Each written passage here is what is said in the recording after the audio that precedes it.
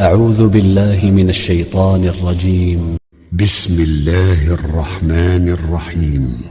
قل يا أيها الكافرون لا أعبد ما تعبدون ولا أنتم عابدون ما أعبد ولا أنا عابد ما عبدتم ولا أنتم عابدون ما أعبد لكم دينكم ولي دين.